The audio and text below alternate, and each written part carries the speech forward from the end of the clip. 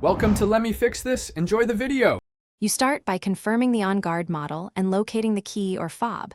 This matters because different models use keys, combination dials, or electronic cores. Once done, mount the bracket or place the lock near the frame so you can work ergonomically. Make sure to thread the shackle through the frame and around the anchor point immediately.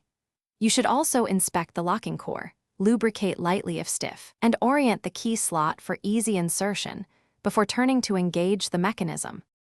You now engage the lock, insert the key or set the combination to the open position, and align the shackle so it seats smoothly into the locking slot. Next, push the shackle fully into the body until you feel or hear the click. This ensures internal pawls engage correctly.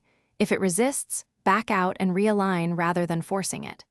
Finally, turn the key or rotate the dial to the locked position and pull the shackle gently to confirm a secure engagement before leaving the box. To finish, you stow the key or memorize the combination and mount the lock to the bracket or pack it away. Make sure the lock protects both frame and a wheel when possible. Test the secured bike by attempting gentle pulls and by checking from a few angles to confirm no movement. If the lock jams, try graphite or a small amount of light oil, insert the key and wiggle gently while turning. If that fails, contact a locksmith or Onguard support, as forcing can damage the core. Thanks for watching. If you found this helpful, don't forget to like and subscribe.